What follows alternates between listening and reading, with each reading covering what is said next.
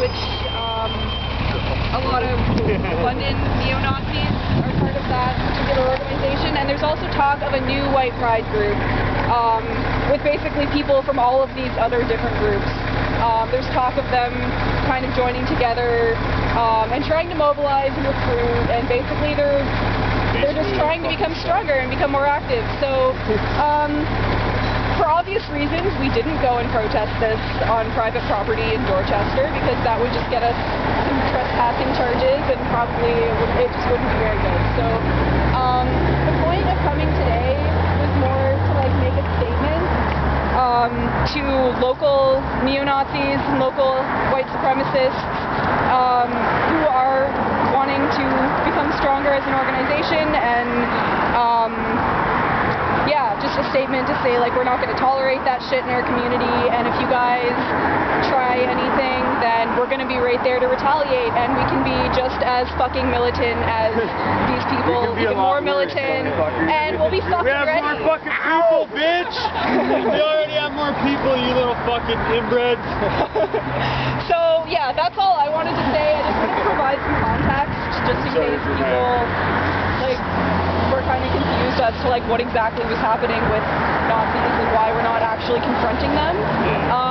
So let's open it up, I guess, to anybody who wants to say anything, whether it's about like your lived experience with racism or anything.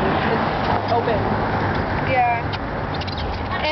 The fucking Nazis burned a guy, a homeless guy 2 days ago in Colombia. They said he and his family on fire, and that's not tolerable. No. No. Just for that alone, you can expect some fucking more action. I'm going to feel condemned 1,000 times. I guess I'll add that, yeah, basically we're ready to gather at any moment of knowing that there's going to be skinhead action in London, or bonehead as we're going to start probably calling them,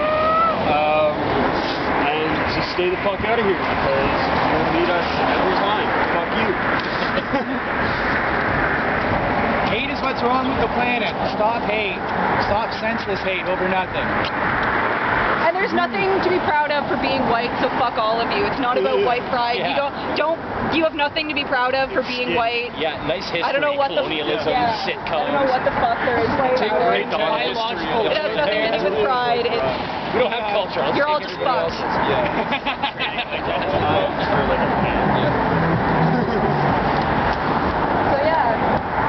Anybody else? Anything? I had a quick little thing from social justice that I'd like to share with people. So I have an essay here from Marilyn Fry on oppression, and I'm just going to read a really small piece because I think it's important when we talk about these social systems. Sometimes as a white person or as a colonial settler or as a man, you know, I might not be able to understand the lived experiences of other people, but that doesn't mean that they're valid. It's a failure in myself for not being able to see them correctly, right? So I'd like to kind of articulate that a little better. So I'm going to use Marilyn Fry's words here. The root of the word oppression is the element press, the press of the crowd, pressed into military service, to press a pair of pants, the printing press, press the button. Presses are used to mold things, or flatten them, or reduce them in bulk. Sometimes to reduce them by squeezing out gases or liquids between them.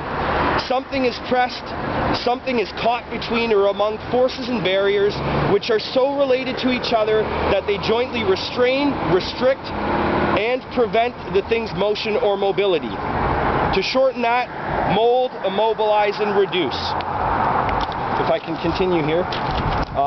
Now this is the point I'd like to make. We often look at these things and we look at them as individuals, and it's like looking at a bird cage. We're looking at a single wire, but we're not seeing the interconnectedness of the social system in the cage, right?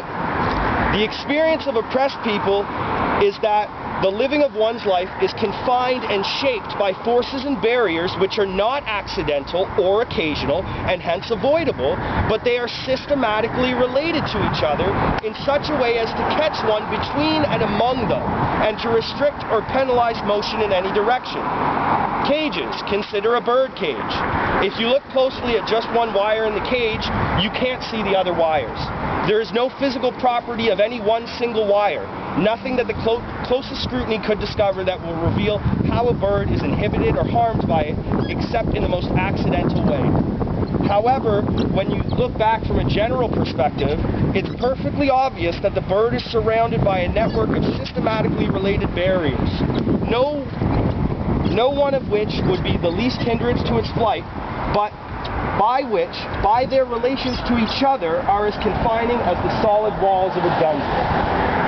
So the reason that I chose to read this is because, yes, I think it's very important that we gather here to fight fascists and fight fascist ideology, but as Audre Lorde once said, the true focus of revolutionary change is never merely the oppressive situations what we wish to escape, but the peace of the oppressor which is planted within each of us. So I think it's important to remember that we don't have to just fight fascism, as individuals face to face with direct confrontation, but we have to fight its institutional, symbolic, and then our individual aspects of oppression as well too. So yeah, that's all I wanted to share. Thanks.